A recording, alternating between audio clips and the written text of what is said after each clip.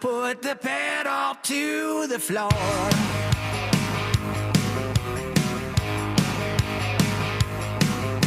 It's loud and live and local. Oh, time for open mic.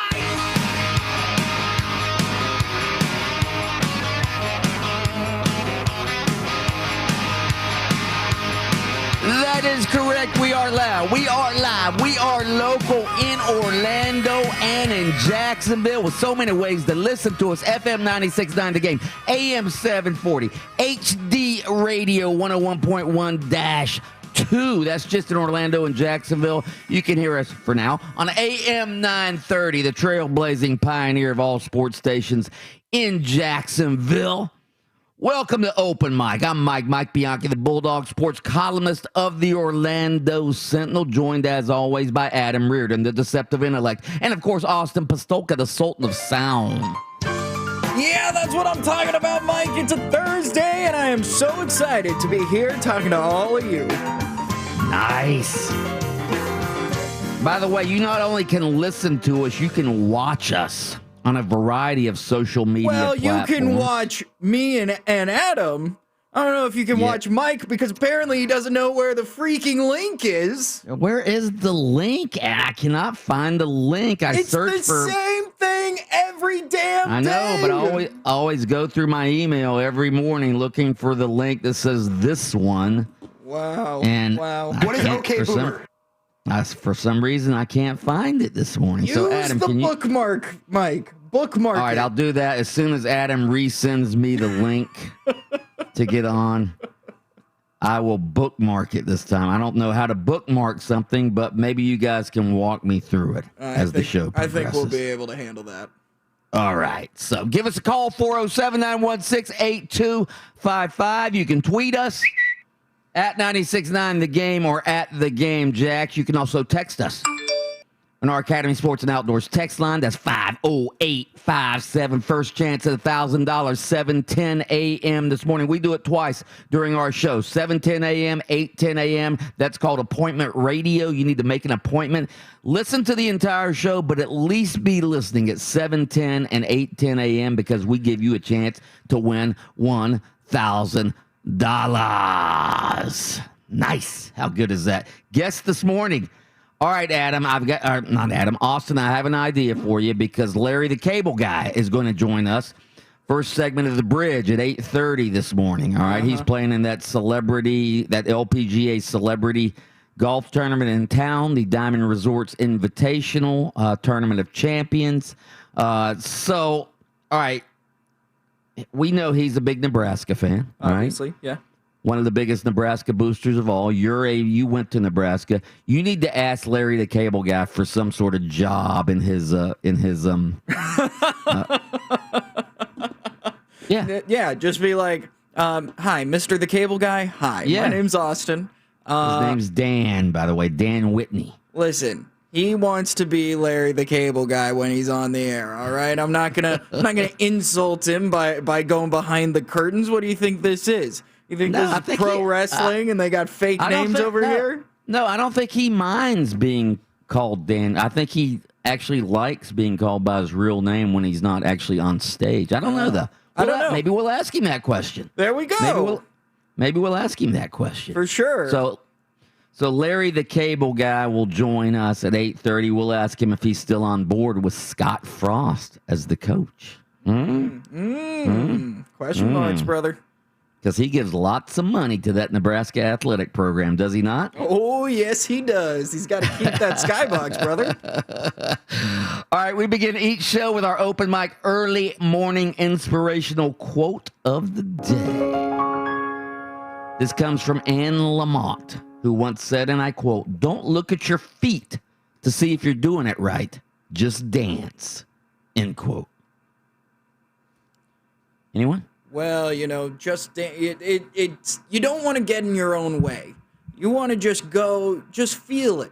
Feel life. Go for it. Don't think too much about it, because if you do, you're going to end up tripping over yourself. Is that right? I think so. Yeah, no, that's a pretty good interpretation of that. It's like, hey, don't. How did she exactly word it? Don't look at your feet to see if you're doing it right. Just dance. Yeah. No, that's good. No, I like that. I mean, that's exactly it. If you think too much about what it is you're doing, you're probably going to make mistakes. Just do what comes naturally. Just dance. Just dance. You don't want to have paralysis by analysis. That's it. I would agree with that. That's a good one too. Yeah. All right. Anyway, let's start with.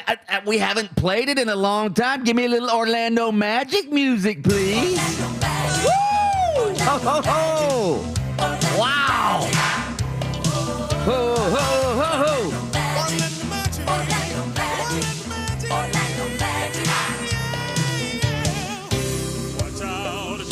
Beware! We gonna get you. Cole Anthony's gonna get you. Oh, wow. The Orlando Magic get up off the schneid after a 6-game losing streak to beat the Minnesota Timberwolves 97-96 last night in spectacular fashion. Listen. Gordon on the attack, throws it down. Gordon cuts the lead to 5. Let's see if Fournier can make him pay. He does for 3. Here we go. His second shot is no good. Rebounded by Anthony. 2 seconds left. Anthony for the win. He throws it. Cole Anthony gives the Magic a victory. Improbable. Unbelievable. I want to give a big shout out to my OG, my vet, James Ennis. He hit me for that 3 I had earlier in the quarter. He said, I believe in you. I said, bet. I'm going to believe in myself, too. I ain't going to lie, my confidence might have been shaking a little bit. Just for these past couple games, us losing. It's just losing never feels good. Never give someone's confidence, but James gave me some confidence, and that shot definitely gave me some confidence. So I'm ready to keep this joint going. Yeah. Cole Anthony came into the game just at the right time to save the Magic. 15 games into his rookie season, he now has a game-winning shot on his resume. He drained that three-pointer from the wing as time expired. By the way, that was his second 3 in the final 35 seconds of the game to lift the Magic to victory. I got to tell you what, I'm going to admit to you, I went to bed. I was watching the game, stayed up past halftime, went into the third quarter. The Magic were down by 20. They were down by 20 in the third quarter. I've seen enough of this. I've seen enough. Went to bed, woke up this morning, and found out the Magic had won the game. I went back and looked at the highlights, and wow. Minnesota, by the way, was leading by 2 with 4.6 seconds left. Jared Vanderbilt misses 2 free throws. On the second miss, the ball goes to Anthony, who sped up the floor and hit the shot. And when that shot went through, oh my God, what a celebration. He was mobbed by his teammates. Obviously, judging by the celebration, this is a win the Magic needed and needed badly. That is a huge win for them. And I realize the Minnesota Timberwolves aren't a very good team, but guess what? It was a road victory. The Magic weren't a very good team going into last night, and Cole Anthony pulls them out of the fire and rescues the team. Nick Vucevic, by the way, 28 points. Evan Fournier finally returned to the lineup, and wow, did he make an impact. 17 of his 24 in the second half when Orlando outscored Minnesota 62-45. How big of a victory was that? Obviously, at the end of the season, we're probably not going to be looking back at the victory over Minnesota. But right now, at this point, that was huge, was it not? It was their biggest win, their best win in their last 7 games. How about that? Okay? Yeah. Nice. Yeah. I mean, at the end of the day, they were down by 20 and battled back against a 3-win basketball team in the Minnesota Timberwolves. Needed 2 missed free throws just for the opportunity to race down and hit a miraculous 3, which you did. So you get the credit for that. But this should tell you how bad this Magic team has been over the last couple weeks. Is this win feels like a big deal No, it's not. It's not a big deal. It's not? No, Mike, no. Getting up off the schneid? Listen, it's the NBA. It's the NBA, Mike. Listen, turn on any game, and some team is coming back from 15 to 20 down every single night to make it a ball game in the fourth quarter. It happens every single night. Huge. It's huge for Cole Anthony, though. Well, listen, it's huge for Cole Anthony. It's a great moment for Cole Anthony, but I mean, in the prisoner of the moment takes that we've had, and listen, it's Sports Talk Radio. It's what we do. Let me see a couple more wins against teams, I don't know, maybe hovering around 500 before I start talking about how huge this win was for the Magic. All right, let me put it this way. This game could be huge because, again, if they go down by 20 and muddle around and lose the game by double digits last night to lose their 7th straight game, and then the losing breeds losing. They needed to get out of the losing syndrome there, and they did it last night in spectacular fashion. And here's the other thing. They're finally starting to get some players back. Evan Fournier is one of their best offensive players. He was back last night, scores 17 in the second half. So just having some reinforcements is huge for this team. And again, we'll see what happens. You're right. We'll see what happens next game. But right now, this feels like a very, very important win to me. In the grand scheme of things, the Magic aren't going to win any championships. But I'm talking about comparatively speaking for the Magic. This feels big to me. This feels big. I'm looking for the Magic right. That win's got them in a tie for 8th place in the playoffs. That's right. There, and then they're back in the playoff hunt now. With the Knicks, who they just lost to a few nights ago. yeah. But look who they're ahead of still: the Heat, the Raptors, the Wizards. They're still ahead of some good teams in the Eastern Conference. For now, you're not gonna paint this huge victory with negativity. You said huge victory. Yeah, I'm not going to allow you to do that. Must be nice to look up at your schedule and go, oh, we got the worst team in the NBA on there. What, we're down by 20? You found the one team. Hey, congratulations. You found the one team that you could get down by 22 and come back and win. Absolutely. All right, straight ahead. Now that he's retired, is Phillip Rivers the greatest quarterback to never play in a Super Bowl? I don't think it's a slam dunk. I'll explain why next on Open Mic. Open Mic, the best radio show in town. Isn't that right, Urban Meyer? I think your facts are not surprisingly incorrect.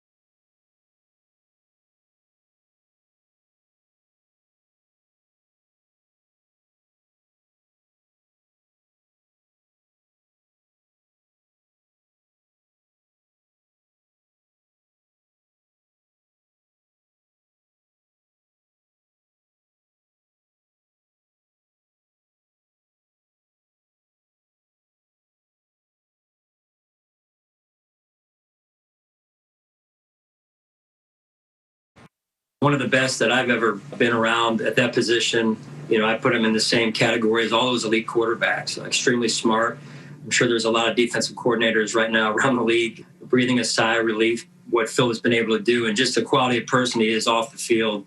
What a competitive guy, but also a high character man, and a guy with great core values.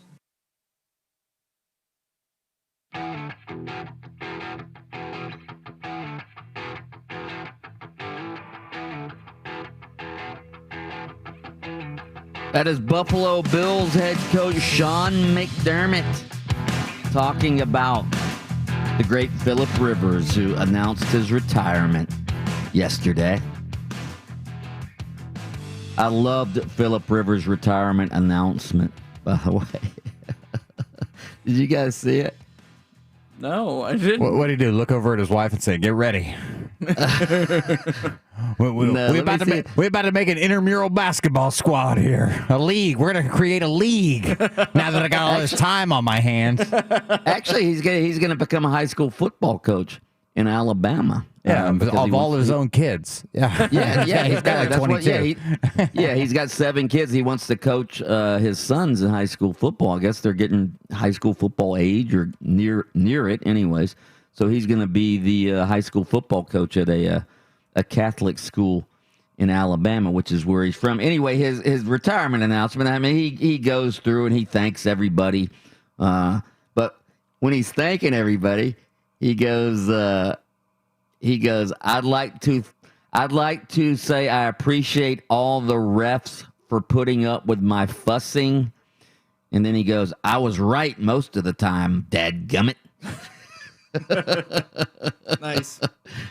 Yeah, so Philip Rivers retires yesterday after 17 years in the National Football League.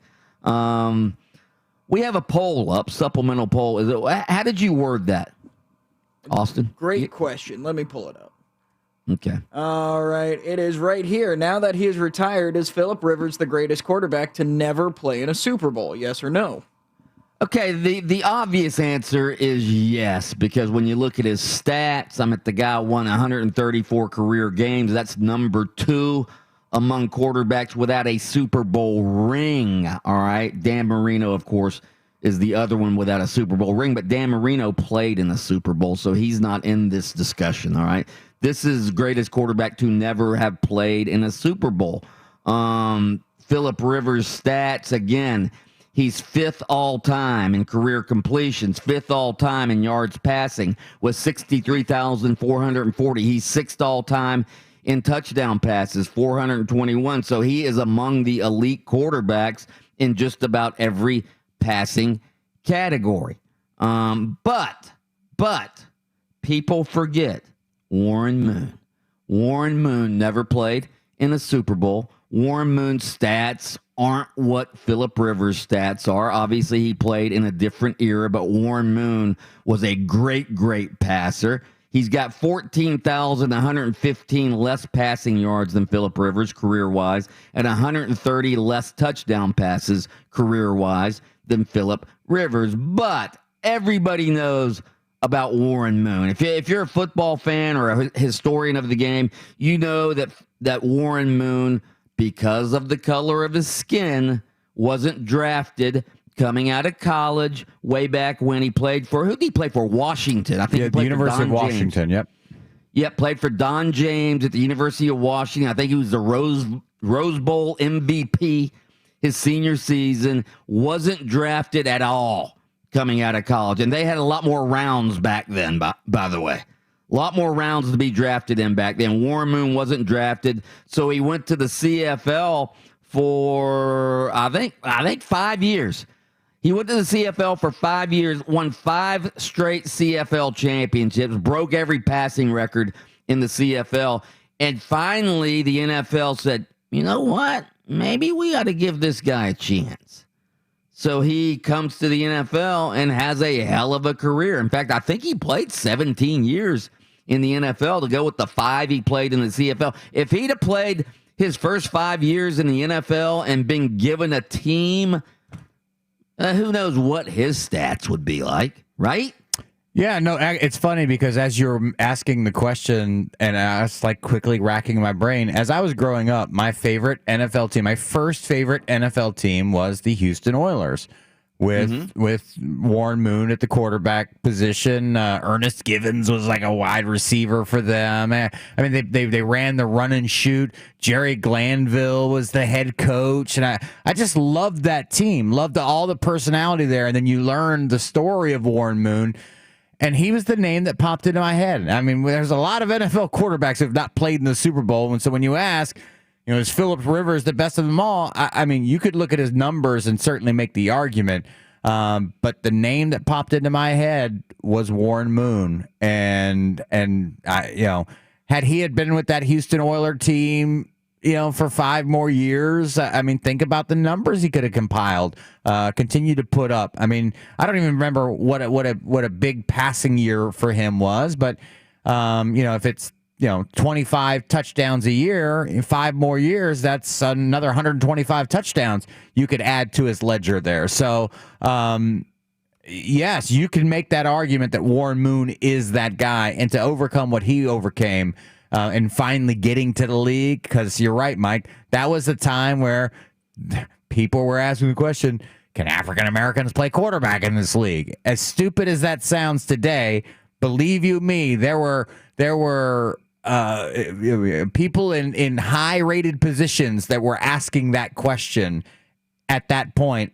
So much so that a guy like Warren Moon doesn't just slip past an NFL team, slips past them all in a bunch of rounds, more rounds than we have today.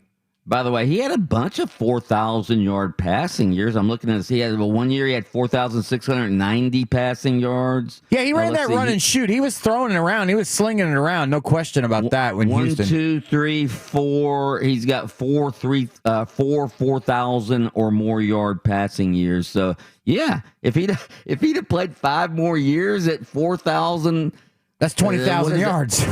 Yeah, 20,000 more yards, which means he would have more yardage than Phillip Rivers. So anyway, you can go vote on our supplemental poll real quick. Let's do a spontaneous text question. Spontaneous text question of the day. Okay, today I've looked at the list of national days, and today is National Customer Day. National Customer Day. All right. And who are our customers? Our listeners are our customers. All right. So here's what I want you to do, listeners. I want you to do this. I want you to, get to know National Get to Know Your Customers Day. On this day, our listeners, I want you to text in your name, something. You don't have to be your last name. You can just do your first name. Your name, something interesting about you, and why you like or don't like listening to us. Something like that. Something like that.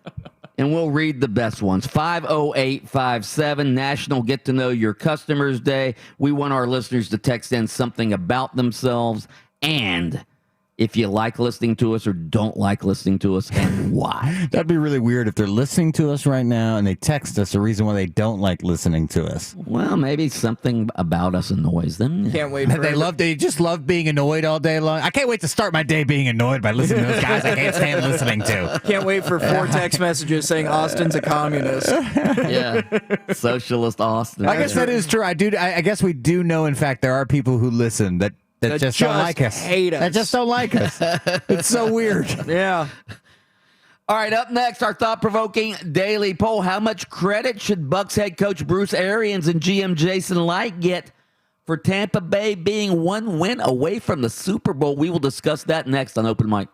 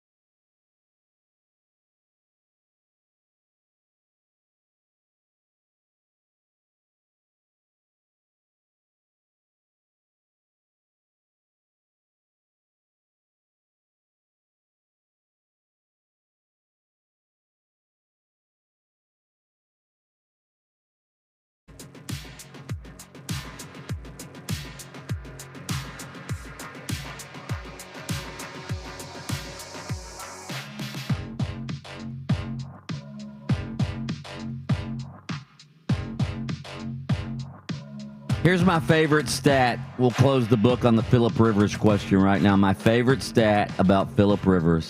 All right.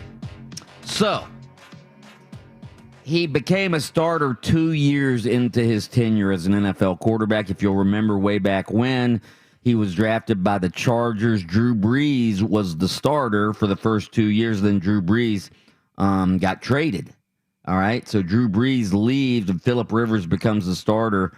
So, over the next 252 games, over 15 years, every game, he never missed one. He never missed one. You know what he did, Adam Reardon? He showed up and he went to work. That's what he did. Guy's got seven kids. You got to show up and go to work. What are you talking about? He didn't no option. Can't take the day off. Mouths to feed. He didn't have 7 kids way back then. Yeah. He even played with a torn anterior cruciate ligament in the AFC Championship game following the 2007 season. Played with a torn ACL. All right? Didn't need any load management. Oh, I'm going to have a mental health day. No. Torn anterior cruciate ligament. Went out on the football field and played against who? Tom Brady. And lost. So, which brings us to our, by the way, real quick, we have Magic tickets we're going to give away at around 7:30 a.m. this morning. The Magic play the Hornets this Sunday. We have a pair of tickets to see your red-hot Orlando Magic take on the Hornets this Sunday. The Magic riding high a one-game winning streak. All right. So you have those tickets to look forward to. We'll give those away at 7:30. All right, so obviously we're all going gaga over Tom Brady with the Buccaneers. He has them one win away from the Super Bowl. Of course, the Bucs hadn't even made the playoffs for 13 previous years until Tom Brady shows up this year. So I'm reading a story from Rick Stroud of the Tampa Bay Times. And Rick Stroud is writing a story about the game the other day where the Bucs beat Drew Brees and the New Orleans Saints. And he's going through the list of all the plays that happened. He's talking about their cornerback, Sean Murphy, bunting, locking down receiver Mike Thomas, undercutting his routes. He's talking about Antoine Winfield Jr., the safety, stripping tight end Jared Cook after a reception. He's talking about inside linebacker Devin White scooping up a fumble, returning it to the New Orleans 40-yard line that set up a game-tying touchdown. He's talking about wide receivers Tyler Johnson and Scotty Miller making huge third down catches during the game. He's talking about White again, intercepting a fourth quarter pass to set up the clinching touchdown. He's talking about safety Mike Edwards sealing the win by picking off that last pass thrown by Drew Brees. And he's going through all of these players that contributed, mainly on defense, to the victory the other day. And he goes, what do all those players have in common? Jason Light, the GM, drafted those players. All of those players were drafted by Jason Light. All right, in the past 2 NFL drafts, by the way. So a lot of contributors to the Bucs' victory the other day, and it got me to thinking, why doesn't it? Again, I realize what's happening. Tom Brady's the greatest of all time, but it's almost like nobody else is getting any credit for the Buccaneers' turnaround this year. Jason Light's not getting any credit. We've talked about Bruce Arians. He's not getting much credit either. Do these guys deserve more credit than they're getting, or is it all Tom Brady? Did Tom Brady just change everything when he signed with the Tampa Bay Buccaneers, and boom, all those other players became better because of Tom Brady? What do you think it is, Adam Reardon? Well, I think, you're talking about a team that's winning. And people are saying, why is this team winning? And you got one guy of those 3 guys that you mentioned that is an absolute proven championship winner without question. So he looks like the common denominator between winning And all three of those people, if you look around, you go, hey, here's three people. If this were Sesame Street, right? And it was like, and the subject was winning, right? You know? And you had a picture of Bruce Arians, Todd Light, and Tom Brady. You know, you remember the old thing, one of these things is not like the other? It's Tom Brady, because Tom Brady has won wherever he goes, always wins. That's what the guy does. And so when you start asking about winning and go, hey, who gets all the credit? Who gets the most pats on the back? It's the guy that's won 6 Super Bowl titles, who's now on your team, and now your team has gone from, what were they last year? I can't even remember what they were last year. Were they 8-8 or 7-9, something like that? 7-9 last year. But here's I mean Bruce Arians. He's got a couple of Coach of the Year awards from previous stops. I mean, I don't remember Bruce Arians ever having Gatorade dumped on him and Super Bowl fireworks going off, as the head coach. No, but I mean, it's not like Bruce Arians has been chopped liver in his career, and maybe, and again, I'm not trying to minimize Tom Brady's impact, because I think he's made a huge impact, but maybe the Bucs were just ready to start winning as well. They were 7-9 last year. That was Bruce Arians' first year. All right. Maybe his second year was when they were going to start winning anyway, is all I'm saying. You know what it is? Remember the movie Rain Man? Do you remember the movie Rain Man with Dustin Hoffman and Tom Cruise? And back then, Dustin Hoffman won the Academy Award for Best Actor in the movie, right? And so he got all the acclaim. If you go back and you watch that movie today, hindsight, you go, dude, Tom Cruise was amazing in that film. He just got overshadowed by the older, more recognized, more well-known thespian at that time, which was Dustin Hoffman. And these are all these other actors in this movie, this play, if you will, are tremendous actors, big parts of the success of the movie. But there's one leading actor here, and his name is Tom Brady. He's getting the attention. He's getting the Oscar. He's getting all the and the other guys are certainly deserving.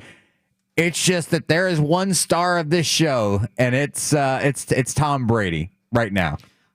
All right, that brings us to our thought-provoking daily poll question. By the way, brought to you by Twin Peaks, which sponsors our NFL coverage. We will have both conference championship games on this weekend, and we appreciate Twin Peaks sponsoring that for us. Twin Peaks eats, drinks, scenic views. All right, here's our thought-provoking daily poll question. Is it all Tom Brady, or do head coach Bruce Arians and general manager Jason Light deserve a share of the credit for the Tampa Bay Buccaneers turnaround? Your options are: they deserve a little credit, some credit, most of the credit, or none of the credit. I'm going to give them a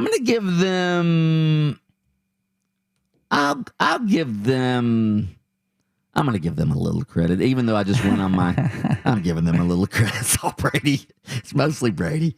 You're right. It's mostly Brady. No. I'm saying it's not. I don't think it's mostly Brady. I think that it's just easy to sort of fall in love with the leading actor. I know. I would say I would give them. Is a lot of the credit? A lot of the credit. Is that a? I don't want to say most. Of the credit. Some. Okay. A little. Oh, I'll go with the most. I'll go with most. Because you mentioned all those. You think they deserve most of the credit? So you think if Brady wasn't there, they'd still be close to this? Somebody's coach and somebody's GM had to say, okay, guys, do we want to turn the keys over to a 43-year-old man? So you're saying just by acquiring Brady? Well, I mean, listen, somebody had to sign off on that deal. You know what I mean? It's probably the GM. And listen, they've acquired some good defensive football players too. I mean, the guys that you mentioned that made big plays. Devin White's been phenomenal on that football team. And yes, the coach creates a game plan and whatnot. Brady's been great all year. I mean, it wasn't like Brady was slicing and dicing up the team. They needed big plays from that defense to win that game, by the way. Three interceptions, 4 turnovers against the Saints on Sunday of last week. All right, go vote at 96.9 The Game and at The Game Jacks right around the corner. How could the Cubs not know about the creepy baseball executive who was sending these sexually explicit, uninvited text messages to a female reporter? We will discuss that next on Open Mic.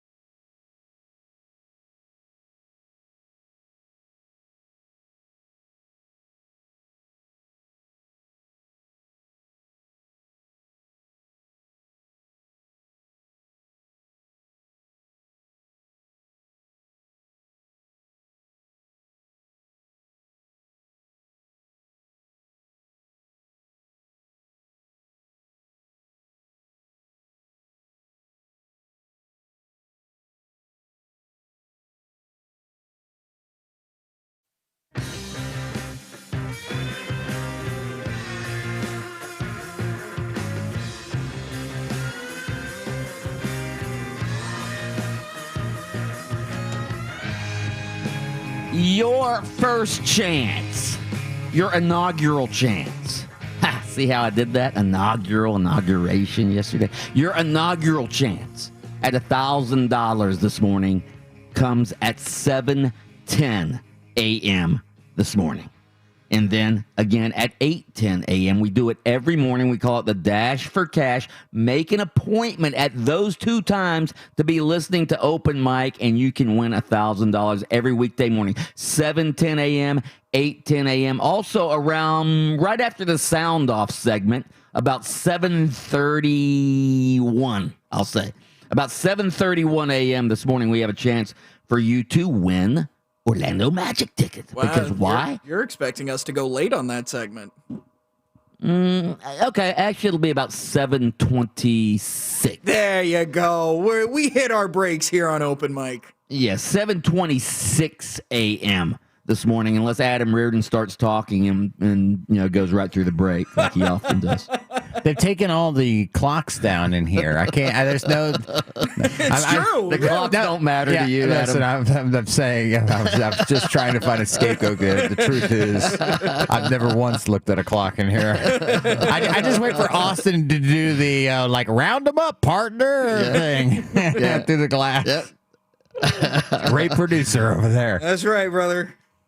All right, spontaneous text question of the day. National Get to Know Your Customers Day is today. Our listeners are our customers. So we want you, our listeners, to text in your name, something interesting about you, and why you like or don't like listening to us. Let's see what we have on the text line. You can text those into 50857.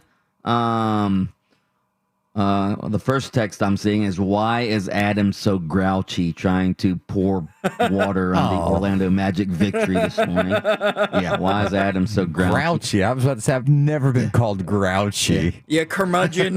Debbie Downer over here. Right. You are a curmudgeon. You know what you are? You're just a contrarian curmudgeon. No, listen, hey, that look, they beat a 3-win team last night. Had to come from 20 down, which is an accomplishment, but it's it's the NBA. It happens. They needed 2 missed free throws while the other team was up by 2. We get it. The We shot. get it. Yeah. We don't know, like Debbie the Downer. win. We know. Oh my God. We know. Just throw that victory out there. Just put that victory in the trash can. Dude, that's what Adam Reardon wants to do. That was like seeing Haley's Comet back when I was like in the 2nd grade and expecting to see it again next week. No. That comes around like once every 87 years, kids, okay? The stars have to align.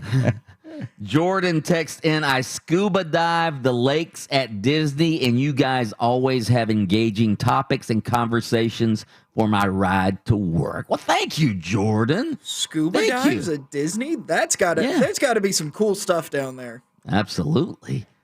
Customers are not always right, somebody texts in. I love listening to you, but sometimes your views aren't what I think, but that's okay. Well, thank you. We ought to be able to have some civil discourse in this country. I listen because you're interactive. Plus, Mike's voice is so dreamy. Thank you. Oh, what? Yeah. Oh, dreamy. Yeah. Here's Maybe one Freddy pointed at. Krueger dreamy, but Yeah. Here's one pointed at Austin. Sports radio rocks until we hear social justice. Yeah, there it is. There it is. Right there. Yep. All right, 407-916-8255. You can call us, you can text us, you can tweet us, all of that stuff. All right, just wanted to let our Jacksonville listeners know. I'm going to take this opportunity right now to let our Jacksonville listeners know this is our last show that will be broadcast on AM 930, the game up in Jacksonville. Obviously, AM 930 is the Pioneer Sports radio station in Jacksonville. It was the first. I used to work at that station, AM 930, when I was the columnist at the Florida Times-Union, and we've been on in Jacksonville. What's it been? About 3 years now. We've been on AM 930, but this will be our last show up in Jacksonville. All right, I want to do a spontaneous poll question here, Austin. Okay. Can we get this up? Has Urban Meyer had open mic banned in Duval? All right. Oh, I never even thought about it. Yeah. Has Urban Meyer had Genius. open mic banned in Duval? Actually, I don't think that's what happened. I don't know what's going on with the station up there, but we've been told that this is our last day of broadcasting. At first, I was a little sad about it because we have a lot of loyal listeners up there in Jacksonville and Duval. But then I remember, wait a minute. We live in the year 2021. There are so many ways for our Jacksonville listeners to still listen to us. You can download the free iHeartRadio app and listen on FM 96.9 The Game, AM 740. You can listen and watch us on YouTube, Twitch, Twitter. Just go to YouTube, search for the Open Mic live stream. You can find us there. Again, you can listen to our show on podcast every day. Just go to anywhere that you get your podcasts and search for 96.9 The Game, Open Mic on Demand. Look for Open Mic on Demand. That's our entire show podcast right after our show is complete, about 9:30 a.m. every morning. And again, this is our last day on AM 930 in Jacksonville, but we will always be available to our Jacksonville listeners. Are we going to get that poll up? Did Urban Meyer have us banned in Duval? Yes, I'm getting it up right now. Not surprisingly, Mike, I believe your facts are wrong. How's this sound, Mike? Has Jags coach Urban Meyer forced open mic out of the Jacksonville radio market? Yes or no? Has new Jags coach. All right. Urban As Meyer. new Jags coach. Doug Marrone would never. He would Doug- never. Doug Marrone loved us. He loved us. Urban Meyer, again, I've had my differences with Urban Meyer over the years.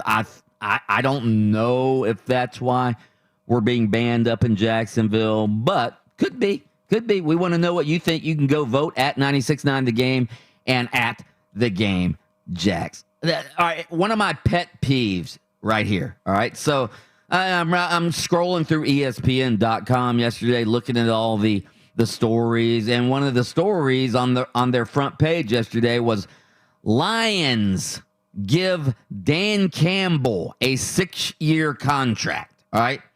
So the Lions just hired new coach Dan Campbell. All right. Dan freaking Campbell. All right. And they gave him a 6-year contract.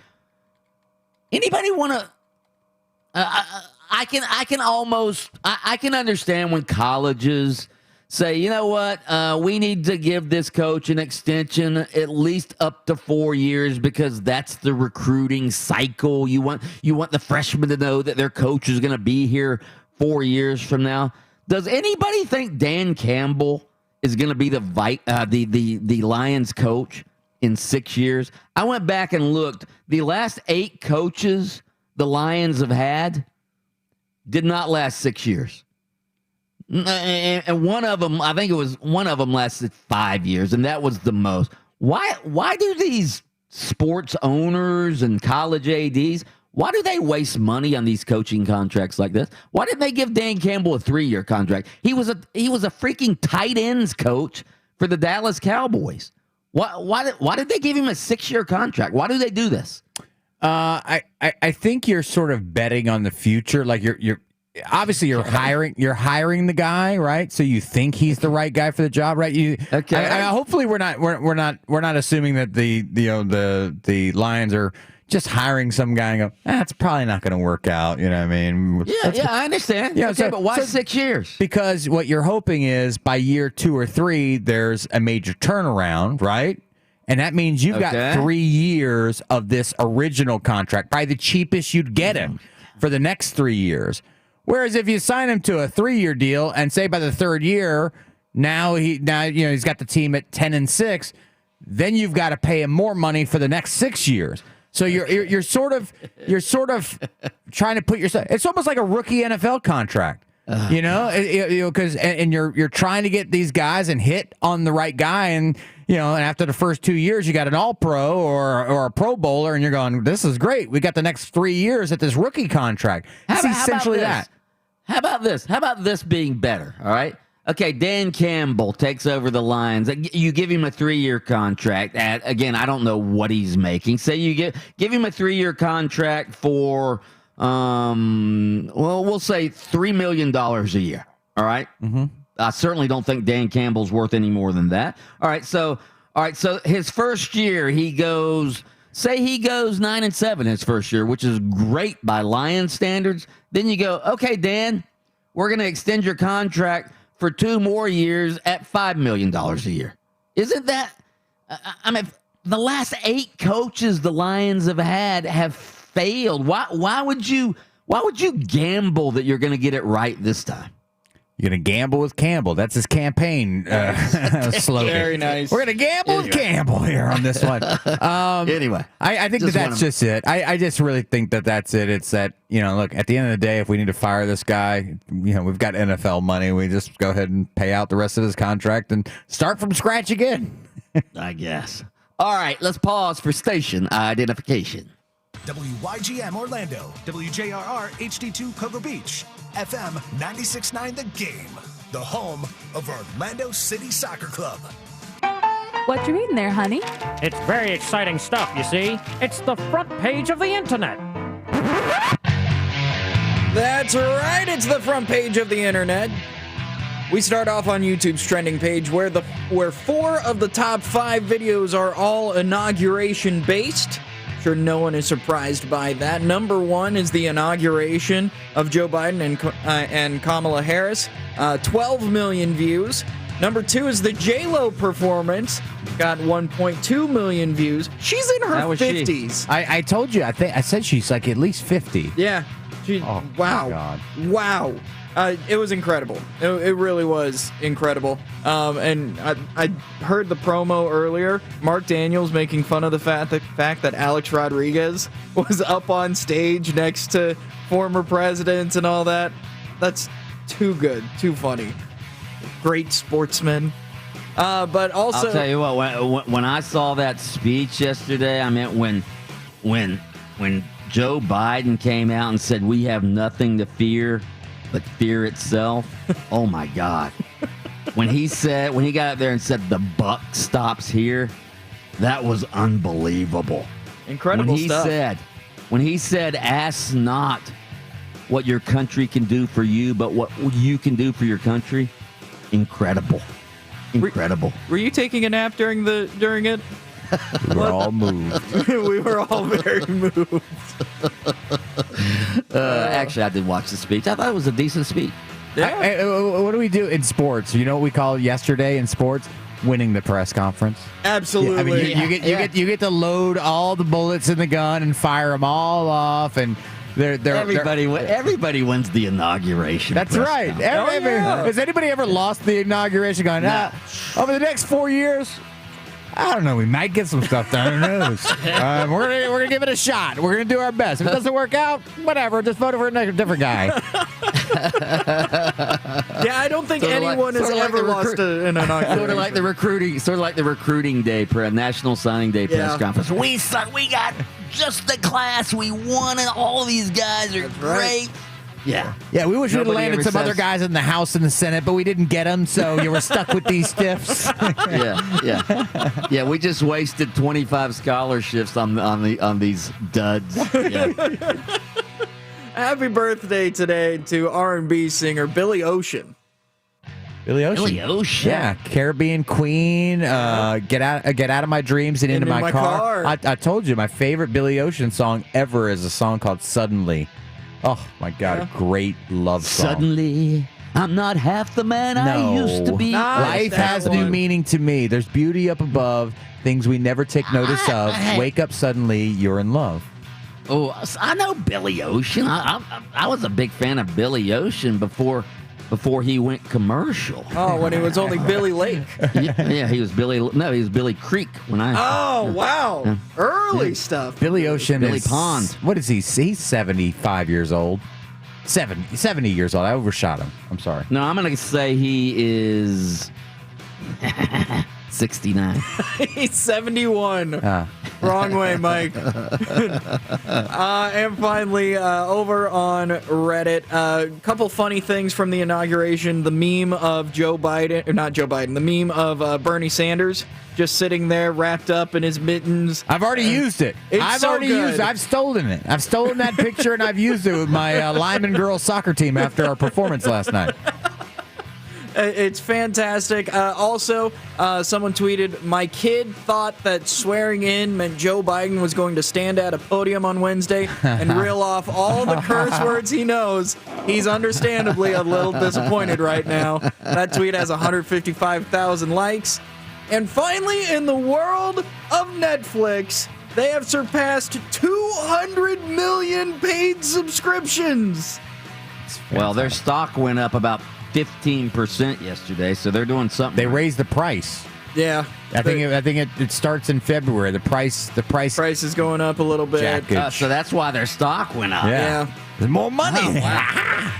Just to put it into perspective about how many people have Netflix subscriptions, that's 2.6% of the world.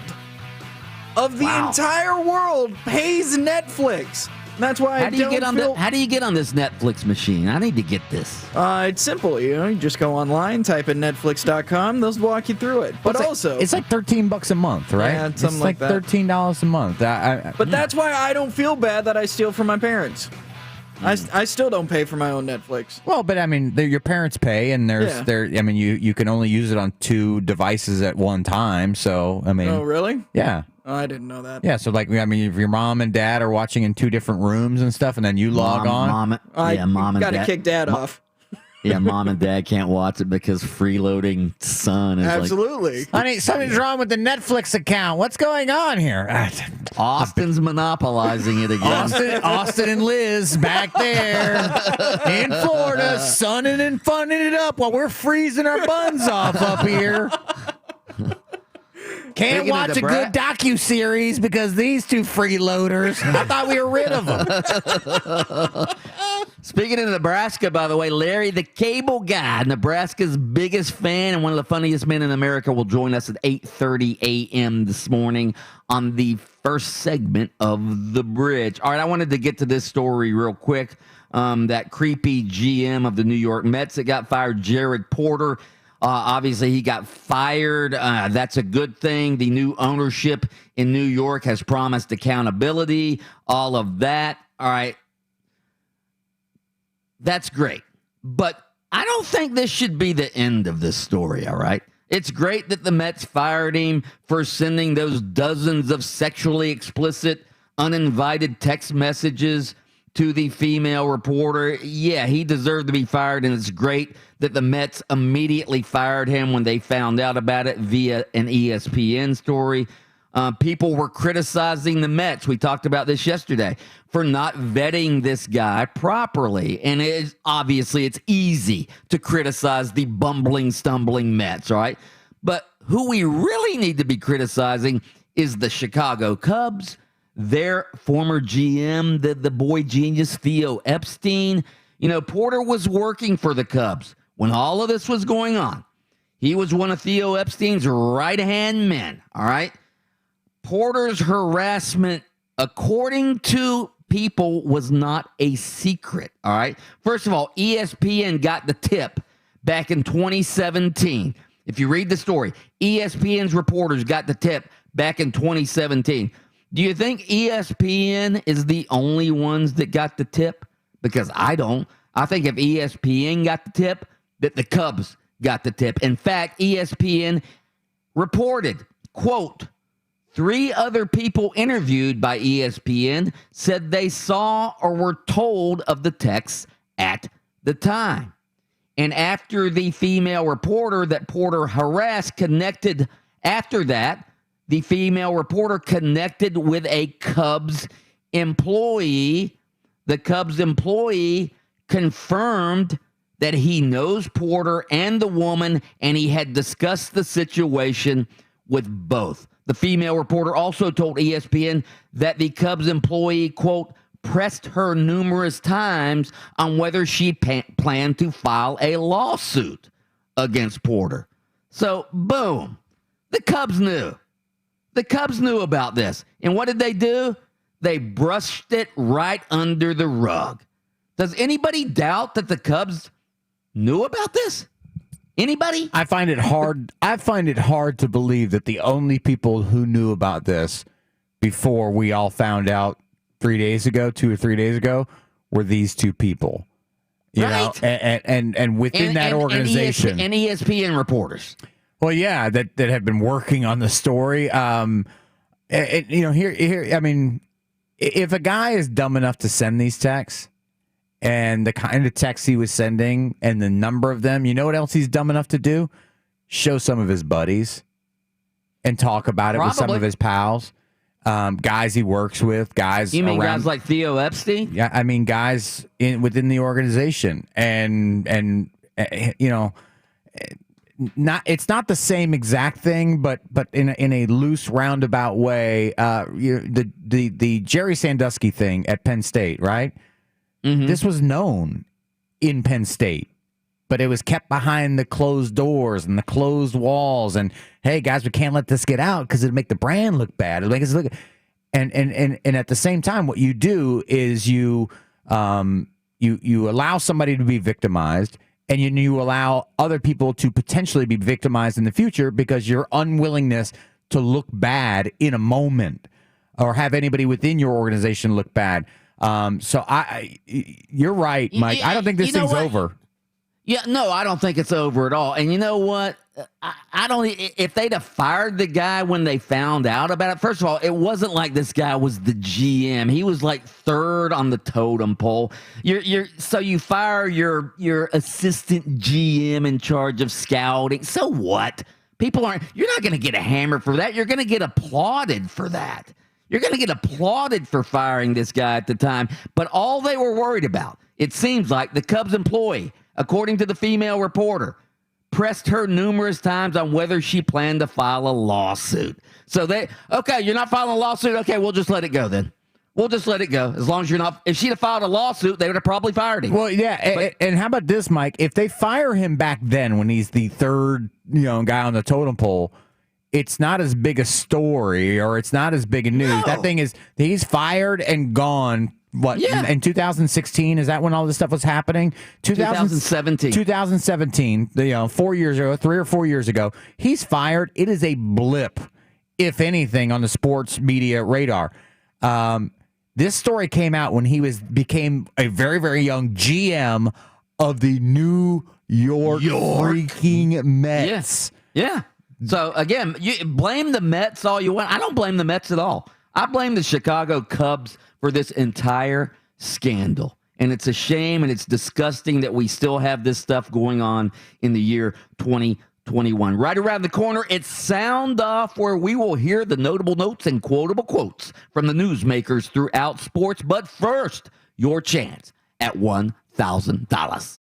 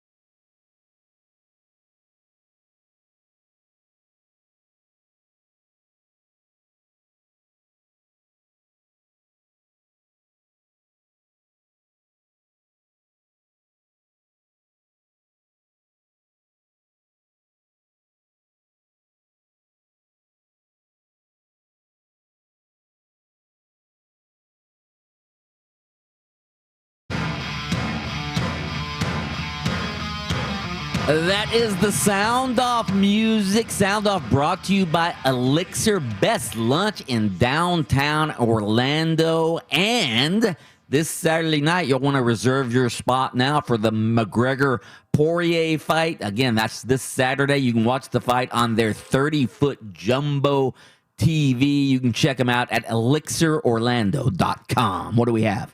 Sound off! Sound off! I think we hoped, and we had a plan, because hope is not a plan, to get to the finish line. But, going back to last March, you realize how much was really out of your control. So to get to the end, to have a conference championship, and to play two-thirds of the bowl games we had scheduled, and the national championship game, have a team in the national championship game, I would define that as a successful season.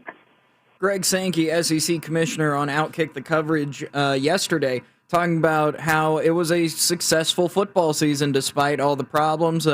Greg Sankey still considers that season a successful one. Mike, do you agree with his sentiment?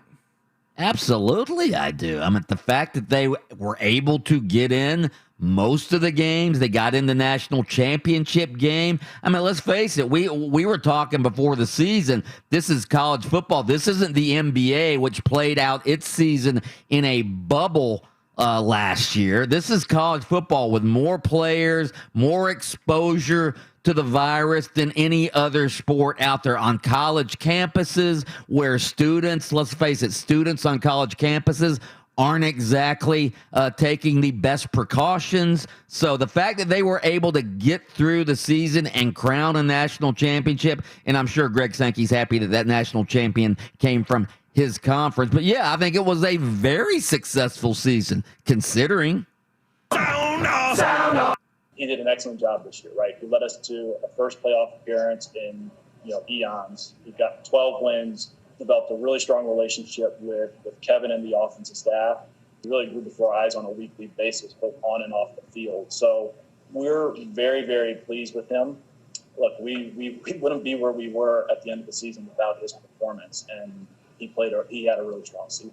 Andrew Berry, out of a tin can, he's the GM of the Cleveland Browns, talking about Baker Mayfield and how they won't commit to extending Baker Mayfield. Adam Reardon, is that a good call? I mean, he just rattles off a bunch of reasons why you think that they probably should. I mean, he's their quarterback. Played pretty well this year. I mean, is he of the elite quarterbacks in the NFL? No, but there's only a few of those guys. What you need in this league is a quarterback good enough to get you to the playoffs, and they've got that. And they've got a good young football team. Listen, he's the first guy who's been a quarterback in Cleveland that even looks like the kind of guy you may want to keep around for a while. I mean, we know that the history of Cleveland Brown quarterbacks after Bernie Kosar has been bad. This guy's he's not Tim Couch. Baker Mayfield's been better than that. And so, I hope that they eventually recognize that he is the guy for the job, and I hope that Baker continues to mature too, to make that decision easier on the organization. And I think they will in the long term, though. Sound off! Sound off! Yeah, we don't play that game this week. That's the message to everybody. We play the Packers in the NFC Championship game. You start thinking about the Super Bowl, get your ass beat, and be packing your bags on Monday. Bruce Arians, head coach of the Tampa Bay Bucs, colorful as always, talking about, hey, listen, we're playing the Packers in the NFC Championship game. Ain't no Super Bowl this week, baby. But is this a trap game after they whooped up on the Packers earlier this season? Consider it a trap game?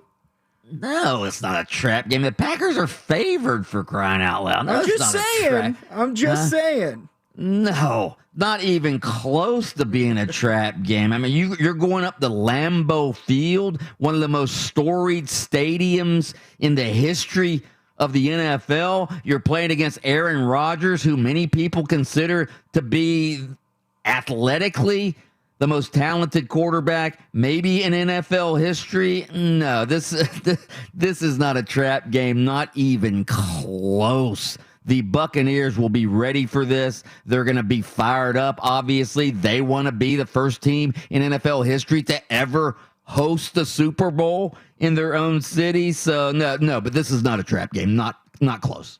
Sound off.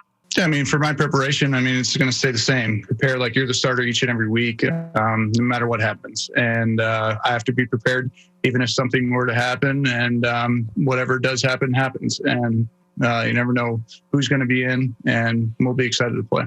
Chad Henne, possible starting quarterback of the Kansas City Chiefs, talking about how he needs to be ready every single week. Adam Reardon, do we see Chad Henne for this game? Yeah, because the camera is going to point to him on the sideline at some point with some big old coat on, and they go and they'll probably replay that run he had for like 17 yards or however long that was last week. Yeah, and they'll talk about how that helped them get to this spot as Patrick Mahomes rolls out there for the first and every snap that he's going to be conscious enough to take in that game. No, Chad Henne, I appreciate your preparedness, Chad, and that certainly helped last week against the Browns, but make no mistake about it. Here you go. Give me that ball back. Here's your clipboard. We're going Patrick Mahomes in this one. Thanks. Sound off. How are you feeling after that unbelievable shot? Yo, dog, I'm happy we got a win. We was on a 5-game losing streak, bro.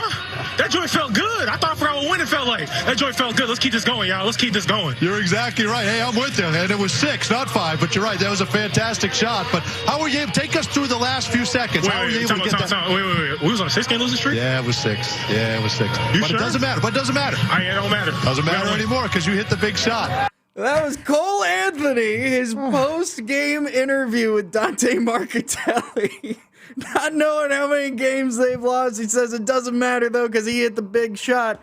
Mike, how much do you love Cole Anthony? Because I love him a lot. I love Cole Anthony. Obviously, he's had his travails. He's a rookie now. He wasn't expected to be a starter in the league this year. Then Markelle Fultz goes down, and Cole Anthony finds himself thrust into the starting point guard role for a playoff caliber team. And the Magic were struggling big time with Cole Anthony. That shot last night he hit at the buzzer from the wing to win the game, that's going to go a long way to giving him confidence. I'm telling you, even though Adam Reardon tried to poo-poo it earlier this morning, that shot, that win could catapult the Magic back into being a decent, consistent winner in the NBA East. And you know why I played the Magic clip last? Why? Because it's time to give away a pair of tickets, brother. We've got a pair of tickets to see the Orlando Magic play the Hornets Sunday, January 24th at the Amway Center at 6 p.m. Don't forget, you can tune in to the Orlando Magic game on 96.9 The Game or 104.5 The Beat. A pair of tickets to see the Magic take on the Hornets this Sunday could be yours. Just call in 407-916-8255. There you go, Mike. Straight ahead. The worst conference commissioner in recent college football history is being kicked out the door. We'll talk about that next on Open Mic.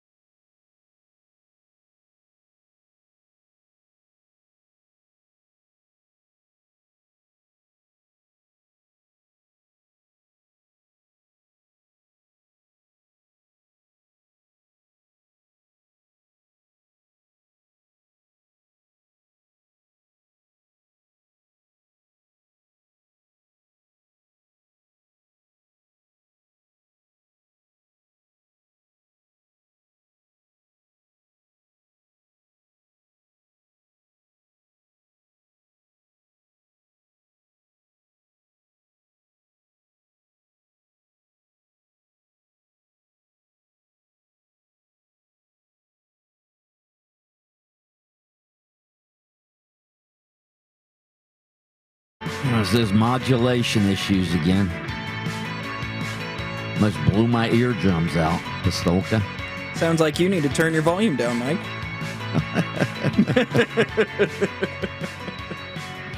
All right, so we had some technical difficulties earlier, and we were trying to do our Dash for Cash contest. All right, we give away $1,000 twice every morning, 7:10 a.m.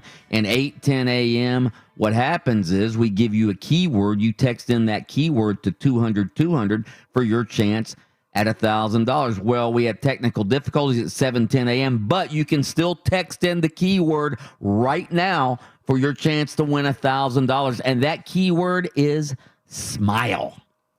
Smile. Text that into 200 right now, and you may just win $1,000. I was smiling last night when the Brooklyn Nets lost.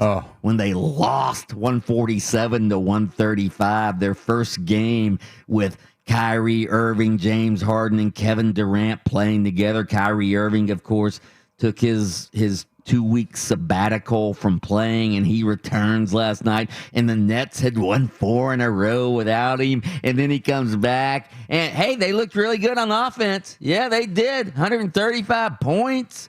Durant scores 38. Kyrie Irving scores 37. James Harden had 21, 12 assists, 10 rebounds. But you know what they can't do? They can't play defense. They can't play defense. As Bradley Beal said about the Washington Wizards defense, we couldn't guard a parked car. All right? That's what the Brooklyn Nets were like last night. They could not guard a parked car last night. And I realize they're going to be a good team, but I'm certainly not rooting for them. I don't want to see them and the Lakers in the finals. The best championship matchup that, money can buy. They don't build championships. They buy championships.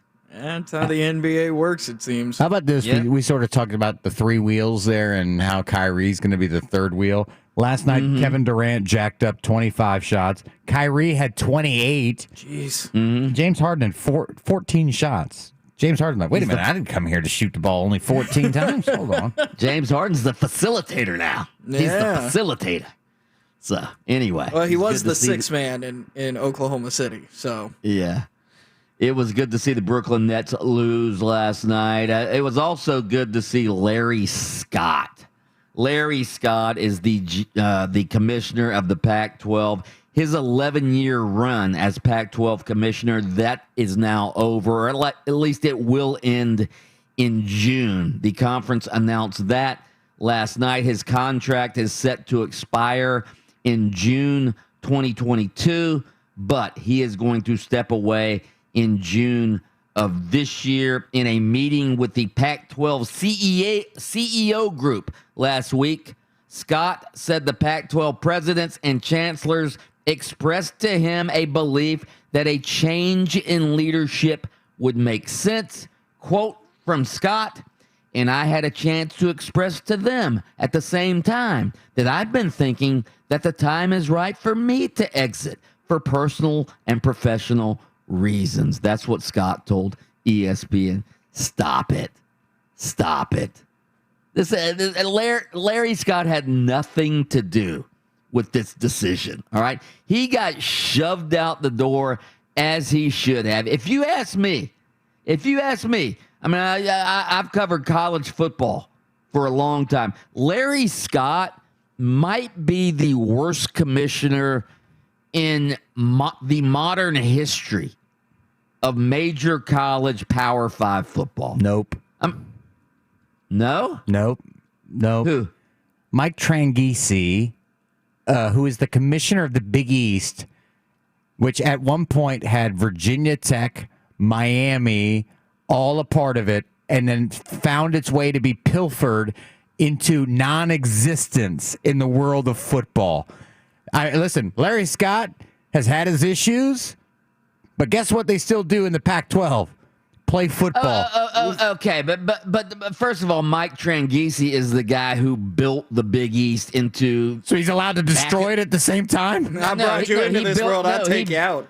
No, he built the Big East into the basketball league that it became back in the 80s and 90s. And he couldn't stop that from happening. The Big East was a basketball league that happened to have some football teams in it. Well, the ACC hasn't shut down football because guess what the ACC was up until recently? A basketball conference with some football teams sprinkled in it. Yeah, but the ACC had a bunch of traditional, state universities in it that also played football. The Big East had a bunch of private schools that were built on Georgetown, Seton Hall, these teams that don't even have football programs. So, no. Mike Tranghese should be credited for building the Big East, not for the fact that it got pilfered. Pilfered into non-existence. They don't. You can't hey, when's that Big East? Big East. Not in football, there isn't. Not in football. No, not in football. Oh well, football's kind of a big deal. when you lose all your football teams, that's kind of a big deal. When you're the guy at the head of the table, when that happens, I'm sorry, you deserve some blame at the very least. The only reason the Big East built itself into a football league is because Miami and Virginia Tech could not find a home at the time. The ACC didn't want them, so they had Virginia kept Virginia Tech out of the ACC for the longest time. Florida State kept Miami out of the ACC. When the ACC finally said, we need to start expanding, we need to compete with the SEC as far as football interests, that's how the Big East disintegrated. You can't blame Mike Tranghese on that. All right, well, yes. What are we blaming on Larry Scott? The fact that Larry Scott botched the Pac-12 TV network. We're going to have the best TV network out there. We're going to make more money than the SEC and the Big Ten. And you look at the Pac-12 network, it's a disaster. It's a disaster. You can't even get the Pac-12 network in most of the country. I've seen it. You know what I've seen on the Pac-12 network? Football games. Well, yeah. I keep looking for that Big East network. Keep looking for the Big East network. Man, you guys are missing the worst one of all time. What? Kevin Warren of the Big Ten. Okay, but he's only been on the job for. Has he even been on the job a year and yet? His record is awful right now. All right, he dug himself. You're talking about quality. We're talking about quantity over here. We're talking about years of screwing up. Well, he's only just begun with the Big Ten. All right, we'll get Mark. That when Mark Daniels comes on the bridge, we'll get his opinion. Who's worse, Larry Scott or Mike Tranghese? I think Mike Tranghese's legacy is that he built the Big East, not that he destroyed it. Larry Scott's legacy is, first of all, he was a terrible commissioner. The TV deal's terrible. He makes more money than any commissioner out there. $5.5 million a year this guy has paid himself. I mean, he's just robbing. What does Greg money. Sankey make? If this guy makes $5-point-something million, what's Sankey making? I don't know. But Larry Scott, from the story I'm reading, Associated Press, makes more money. By the time he leaves, he will have made $50 million as the Pac-12 commissioner. That is highway robbery for a guy I think is the worst commissioner in the modern era of college football. Greg Sankey is the lowest paid Power 5 commissioner at $2.5 million a year. Get that guy a raise. What's he doing? Yeah, Larry Scott. Good Lord, what a shyster this guy is. All right, straight ahead. Magic win. How big of a win was it? I think it was huge. Adam Reardon says, it's just one win. That's next on Open Mic.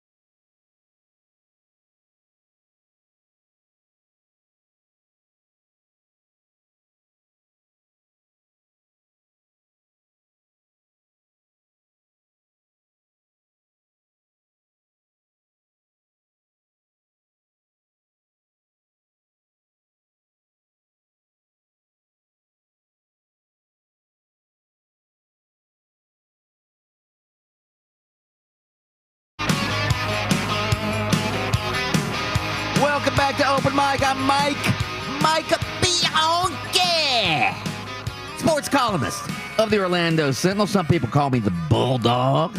Joined, as always, by Adam Reardon, the deceptive intellect and head coach of the Lyman High School girls soccer team. Austin Pastolka, the Sultan of Sound. Yeah. And assistant wrestling coach. What high school? Bishop Moore High School.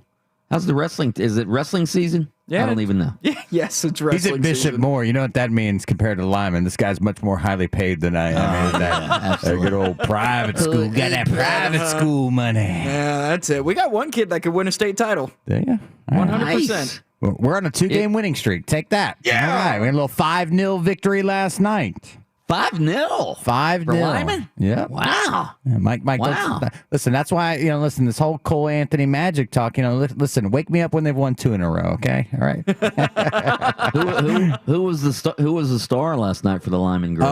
Oh, Rena Duarte had 2 goals. She's normally our center back, but we pushed her forward and she scored a goal in the first half and then scored an absolute screamer of a free kick in the second half. And then Emily and Jessica McCullen, 2 sisters, each had a goal, and so did Lauren Darbo. And then one of our seniors, we only have 2 seniors on the team, Liv Selders in goal, another clean sheet. We have 2 straight shutouts, as a matter of fact. Let's go. We're peaking at the right time, Mike. We're peaking at the right time. There you have it. The Lyman High School girls soccer report given to you by head coach Adam Reardon. By the way, the boys won before us, too, before the boys' coaches killed me, too. Go. We had a little doubleheader victory, over Deltona last night. Right. So, congrats. Brandon Kravitz going to join us at 8:15 a.m. this morning, as he does every Thursday. So we're looking forward to talking to Brandon Kravitz. Also, 8:30, the first segment of The Bridge, Larry the Cable Guy. I tell you what, Larry the Cable Guy, get her done. He's going to be joining us at 8:30 this morning. We'll ask him, as we always do when he comes on, his fond memories of being a member of the UCF football broadcast team. Who will ever forget those memorable times? You guys knew that, right? I remember the story. I've heard the story, I think. Didn't he used to work here or something like that? He worked, yeah. He got his start. He got his start by calling into like JRR and some other, big time radio stations, and that's how he got his start as a comedian. Really, calling in the radio shows.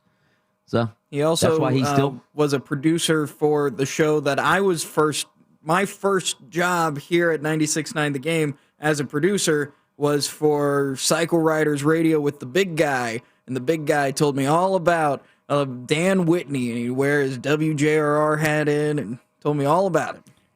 So there's a chance, Austin, that you're sitting in the same chair. Nope, this is a new chair. Oh, okay. Different chair. Different chair. On eBay, here's a chair cushion that Larry the Cable Guy once sat on, and depending on what was for dinner the night before.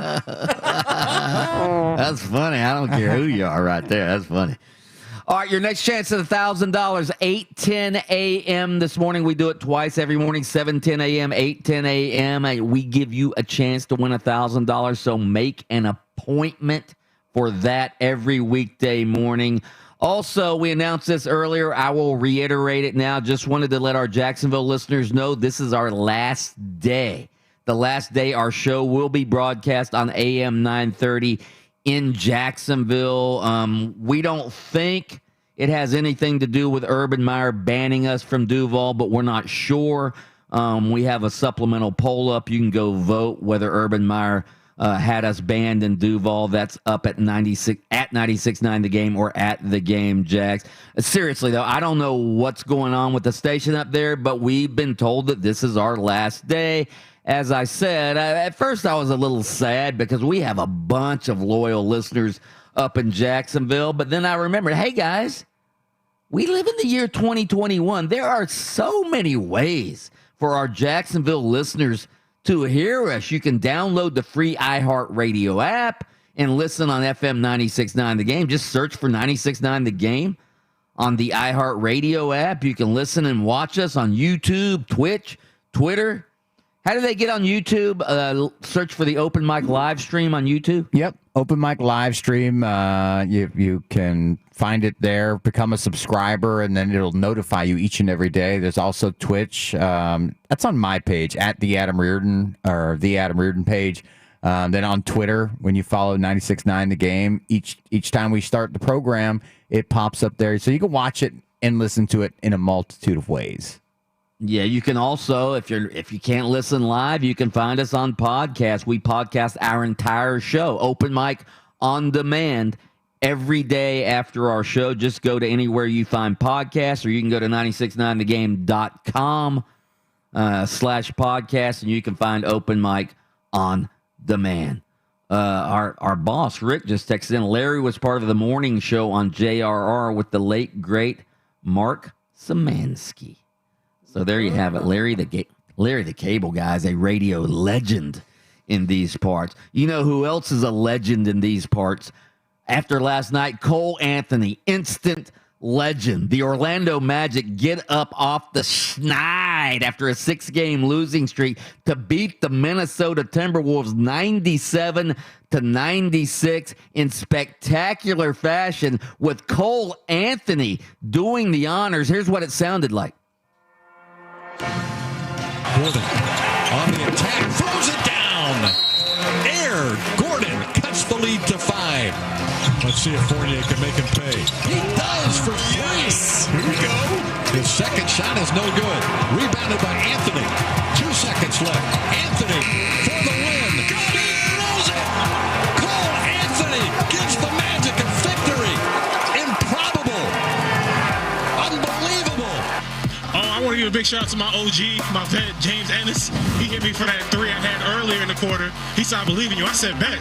I'm going to believe in myself, too. I ain't going to lie, my confidence might have been shaking a little bit. Just for these past couple games, us losing. It's just losing never feels good. Never give someone's confidence, but James gave me some confidence, and that shot definitely gave me some confidence. So I'm ready to keep this joint going.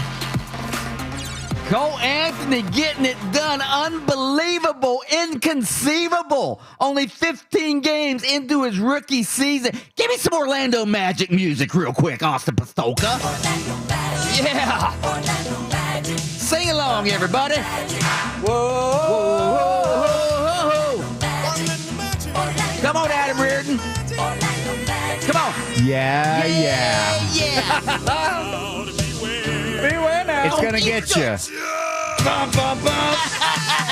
Hey, yeah. The Magic. Wow. That was quite the win. They were down 20. Down 20 in the third quarter. I was done with them. I said, they're done. I'm going to bed. You were done with them. Everybody was done with them. But here they come back behind Vooch and Evan Fournier. Vooch had 28 last night. Evan Fournier finally back in the lineup. He scores 17 of his 24 in the second half. And that, contrary to what Adam Reardon said earlier when he tried to poo-poo this victory is huge. If they'd have lost that game last night to go to a 7-game losing streak, we all know. Adam, you should know this more than anyone. Losing breeds losing. If they'd have kept losing, it would have just gotten harder and harder and harder to win. But because they pulled that out, because Evan Fournier is back, maybe, just maybe, I'm not saying it's going to happen, but maybe, just maybe, the Magic can start winning on a consistent basis now. Well, yeah, I mean, you need the first win to get more wins, right? Okay, so this is the first win. And something you brought up is guys like Fournier coming back. I mean, this is a team that's had to deal with injuries. Feels like forever. So getting Fournier back was good news. And not only did you get Fournier back, you got, a really good Evan Fournier last night. I don't know that you see that Evan Fournier every night, but you get him back. Vooch was what Vooch is. He's going to give you what he gives you night in, night out. Aaron Gordon had some moments as well. I don't want to sound negative on it because it's a win, and you want to win basketball games.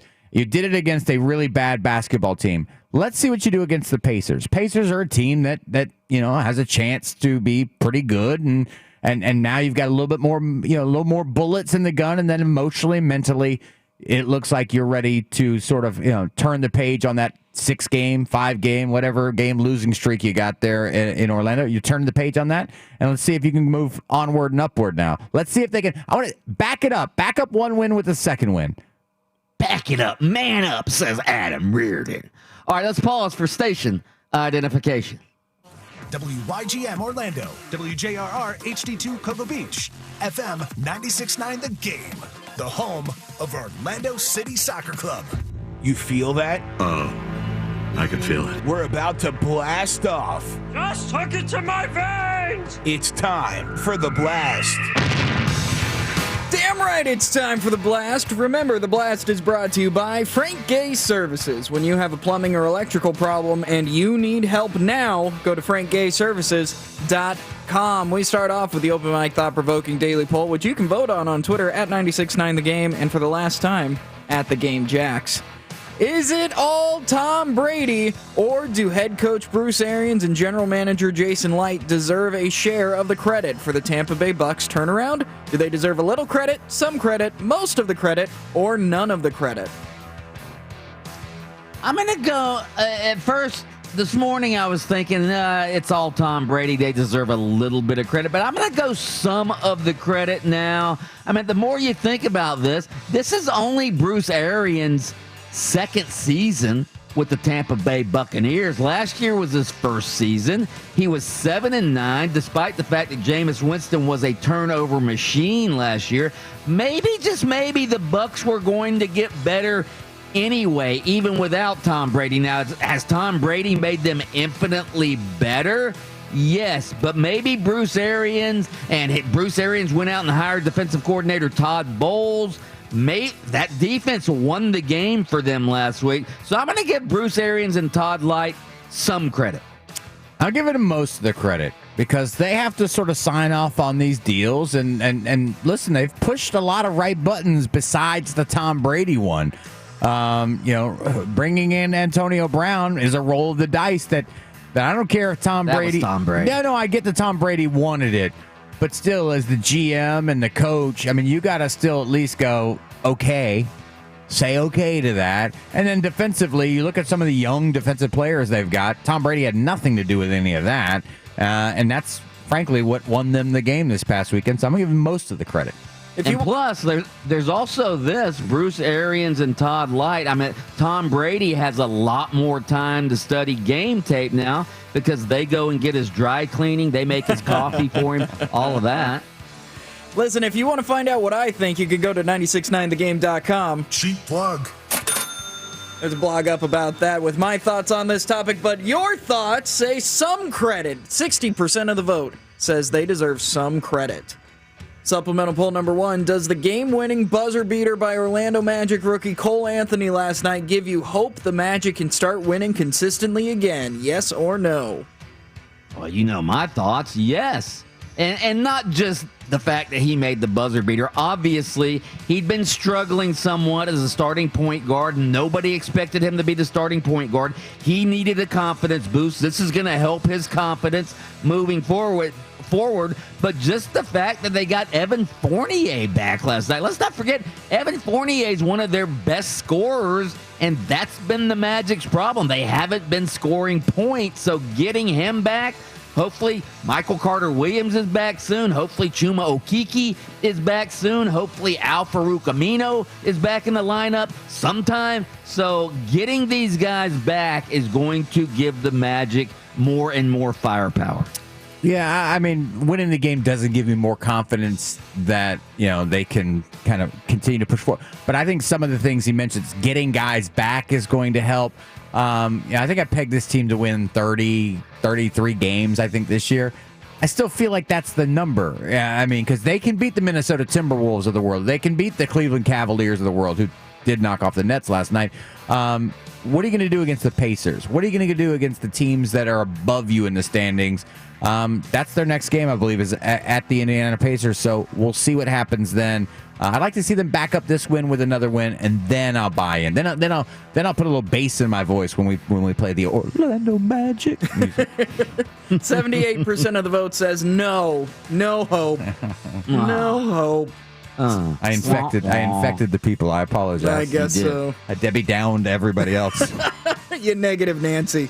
Supplemental poll number 2. Do you think his employer at the time, the Chicago Cubs, knew about creepy baseball executive Jared Porter sending dozens of sexually explicit, uninvited text messages to a female reporter before he became GM of the New York Mets? Yes or no? Yes, ESPN knew about it back in 2017 when he was working for the Cubs. One Cubs employee, according to the ESPN expose on this, one Cubs employee knew about it and kept asking the female reporter, are you going to file a lawsuit against Porter? So again, the Cubs knew about it. They were worried about a lawsuit being filed. When there was no lawsuit, what'd they do? They just brushed it under the rug and let this disgusting creep continue to work for them. I guess the question is, how far up the food chain did this information go? Probably right up to Theo Epstein, I would say. And it's hard to believe that the only people that knew about this were him and her. Obviously, ESPN got some information, so that means somebody else knew about it. And, how many more people? If this guy was dumb enough to send these kind of pictures and this many text messages, he was probably dumb enough to talk about it with his buddies who he works with. So I'm with you, Mike. More people knew about this, and I think we'll find out as time goes on. With 58% of the vote, no. People don't believe the Cubs knew. Oh, God. Good Lord. Supplemental poll number 3. Now that he is retired, is Phillip Rivers the greatest quarterback to never play in a Super Bowl? Yes or no?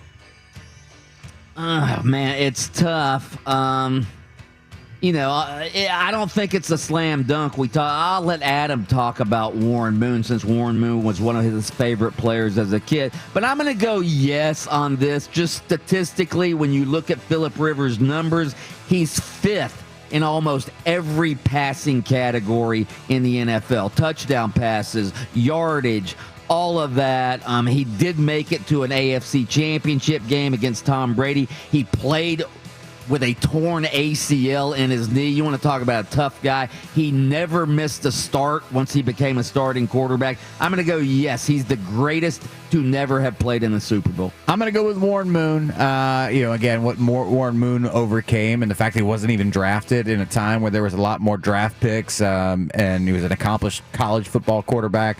Had to do 5 years in the CFL before NFL teams said, well, all right, I guess we'll give him a shot. And then you look at what he was able to do offensively in the NFL for a long, long time. I'll go ahead and take Warren Moon, but I don't think that there's a wrong answer between those two. You'd have to really come. You'd have to come way off the radar to find anybody besides these two guys. What about Dan Fouts? You could throw him in there.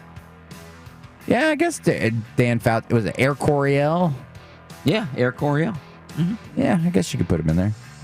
67% of the vote says no, he is not.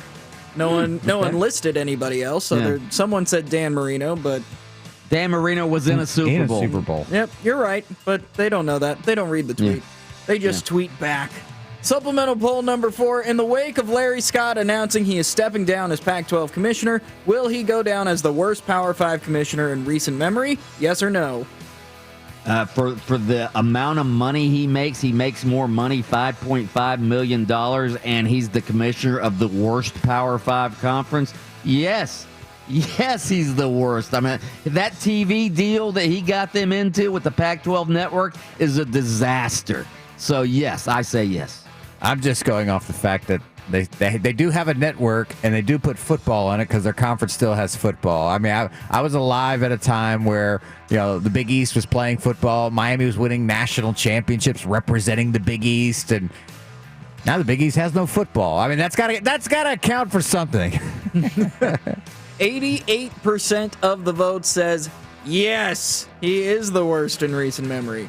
And finally, the open mic would you rather poll. Oh, wait, we've got one more. We've got the spontaneous supplemental poll. Oh, yeah, what's that one? The spontaneous supplemental poll, which is, has new Jags coach Urban Meyer forced open mic out of the Jacksonville radio market?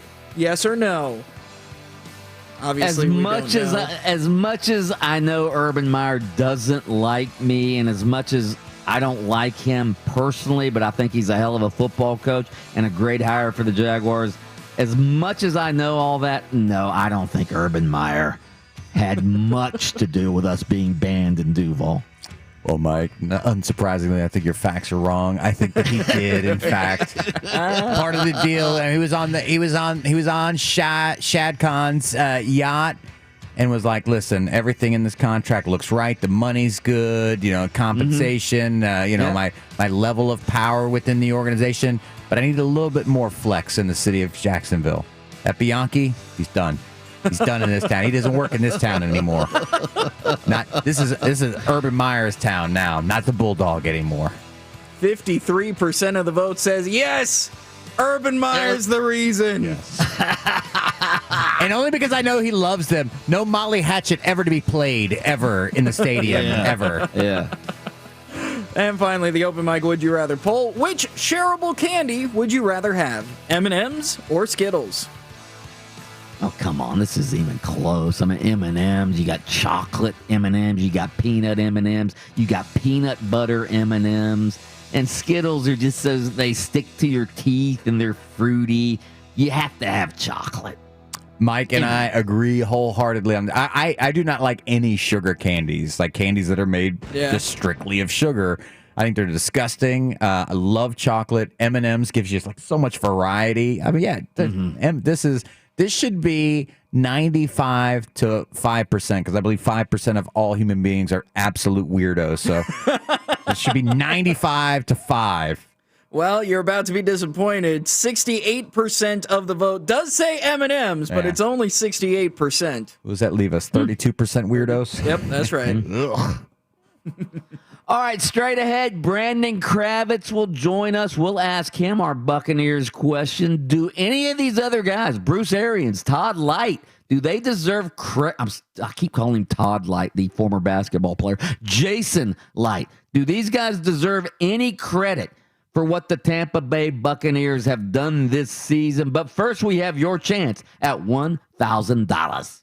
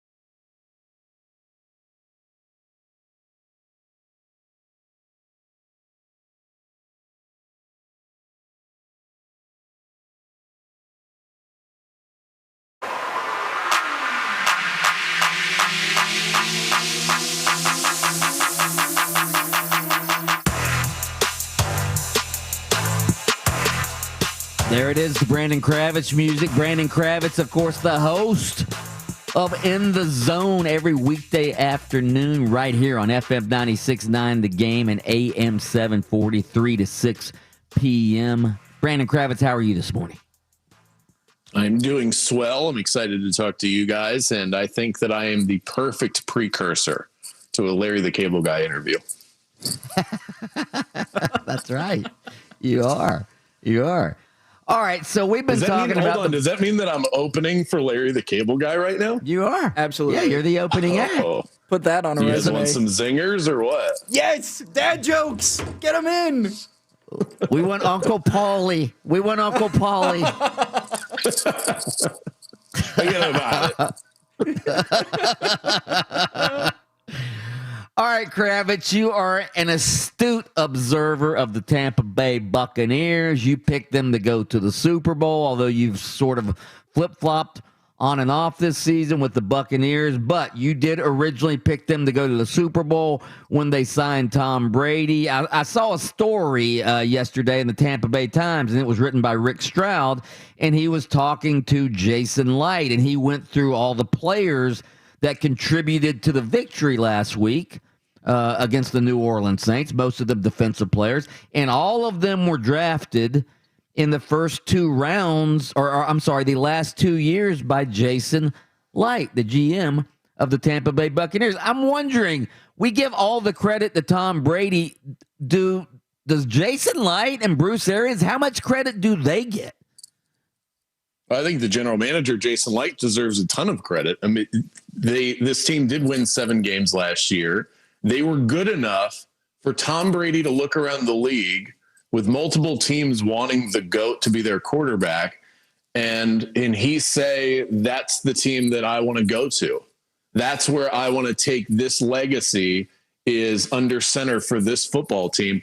He doesn't do that unless they've built something that's worth going to. So you don't even get Tom Brady if you haven't built a roster that's worthy of Tom Brady. And then he came in and he just made everything a million times better, but he would have never chosen to walk through the doors had they not built something here. So I think the GM deserves a ton of credit. It's kind of funny how that works, because he was on the hot seat because he didn't get the quarterback right.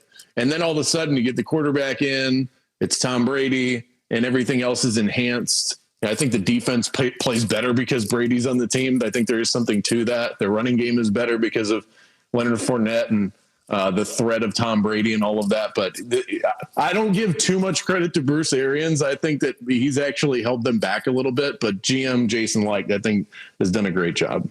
I wonder, though, Bruce Arians obviously has a reputation for being a really good offensive mind, being the old quarterback whisperer and all of that.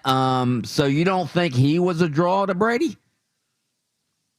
I think that there was a respect factor there. So, yeah, I do think that he was a draw for Brady. The fact that it's somebody that's been in the league for a while, and Bruce Arians has worked with a lot of high-profile quarterbacks. So Brady had some sort of familiarity or built-in respect for Bruce Arians.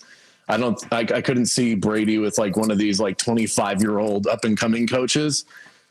But as far as how it's worked since he's entered into the system, it took them half the season to realize maybe we need to cater our style to Tom Brady rather than Tom Brady fitting into my version of offense. The no risk it, no biscuit. Let's just look the way of Mike Evans and be done with this play. The lack of motion and all of that. You look at the difference between what the Bucs were offensively, which is why I switched my pick in the middle of the season, even though we shouldn't get hung up on details. I had the Bucs going to the Super Bowl. Is that now you look at the way that they played against the New Orleans Saints, who have one of the better defenses in the NFL, where you have guys like Cameron Brate leading the team in receiving. You have Tyler Johnson making big plays, Scotty Miller, all while you have a healthy Mike Evans, Chris Godwin, and Rob Gronkowski. Tom Brady has never been the type to, I have a star, I'm going to make sure that he gets the ball, and we're just going to throw the ball deep because screw it, that's what we do. I'm a gunslinger. That's not his style. And they are now, as of late, not playing that Bruce Arians style, and they're winning because of it. A couple other topics we've been talking about. What was your take on Phillip Rivers retiring yesterday after 17 seasons? He has the legacy of being the greatest quarterback to never go to a Super Bowl. What was your take on Phillip Rivers? I was surprised, actually, that he called it quits. I thought Phillip Rivers was much better this year from start to finish than I thought we would get. His last year with the Chargers, he was pretty broken down. It looked like that was it. And the Colts were giving him a chance because you know what you're getting in terms of leadership, and you kind of hope you get a little bit of that old Phillip Rivers back. And they did. I mean, had they not gone up against the red hot Buffalo Bills, they might even still be in the playoffs. Jonathan Taylor got going late. I thought he was going to give it one more season.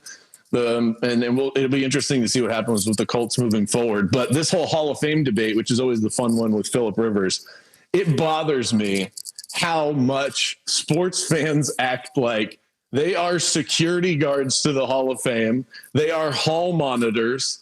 How dare you enter into our precious hall unless you are on a Mount Rushmore of sorts? Like, when did it become this? Why did it become this? Is Phillip Rivers great? Yes. The answer is obviously yes. So let's put a jacket on him. Let's make a bust, and let's put him in the Hall of Fame. And I don't understand why sports fans in general are so resistant to this idea of, well, you have to be one of the greatest of the greats. Why? Why is that the case? All we're doing is putting a great player in a football museum. Phillip Rivers has certainly earned that right to be entered into a pro football museum. Hey, last one. We have about 30 seconds. The Magic's win last night with Cole Anthony hitting the game winner. Just another win against a bad team, or was it more significant than that? Way more significant, because the alternative is, since you can't tie in basketball, is that you lose. And if you lose 7 straight, and that 7th straight is to the Minnesota Timberwolves, and then you have Indiana coming up, and all of a sudden this team has no confidence, even with the return of Evan Fournier. I called it yesterday on the air, Mike. I called it a must-win game. I've done that 3 times this year, and the Magic are 3-0 when the Kravmeister calls for a must-win game. So that was huge last night. Brandon Kravitz, you can listen to him every weekday afternoon along with Stefan in the Zone, 3 to 6 p.m. right here on FM 96.9 The Game, AM 740. Brandon, we appreciate it. Bye. All right, straight ahead, Larry.